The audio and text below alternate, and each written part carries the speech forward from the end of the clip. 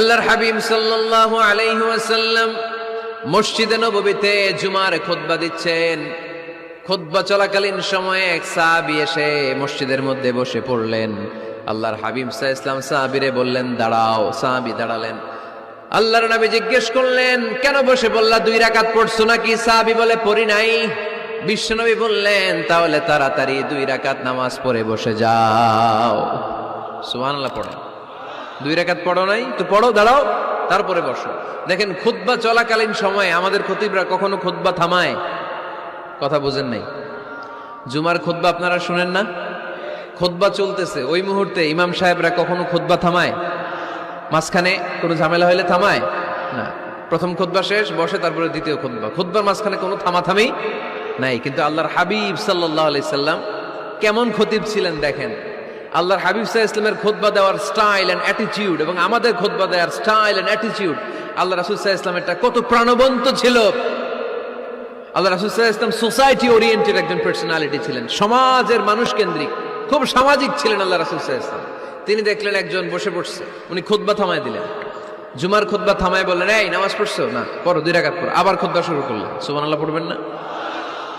একবার তিনি খুতবা দিচ্ছেন, দেখলেন আল্লাহ রাসূল সাল্লাল্লাহু আলাইহি ওয়াসাল্লামের 2 জন নাতি হাসান আর হুসাইন রাদিয়াল্লাহু তাআলা আনহুমা, ছোট্ট মানুষ, একজন এদিকে দৌড় দেয়, আরেকজন ওদিকে দৌড় দেয়।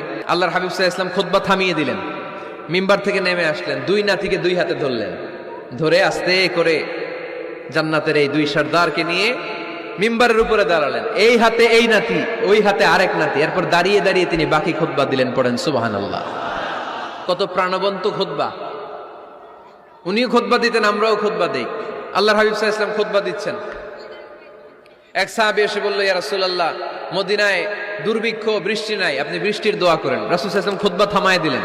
থামায় দিয়ে দোয়া শুরু করলেন, আল্লাহুম্মা আসকিনা গাইসান মুগীসান মারিআন মুরিআন নাফিআন গায়রা দার আজিলান গায়রা আজিল। আল্লাহ, উপকারে বৃষ্টি দেন, যে বৃষ্টিতে আমাদের ফসল জন্মাবে, সবুজ ঘাস লতা পাতা জন্মাবে, আমাদের গবাদি পশুর রিজিক বাড়বে, এরকম উপকারে বৃষ্টি আমাদেরকে দিয়ে মদিনাটারে ধন্য করে দেন।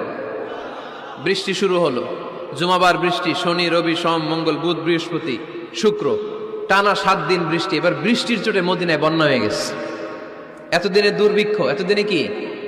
এখন বৃষ্টির বরকতের দোয়া করছে, বৃষ্টিতে এবার বন্যা।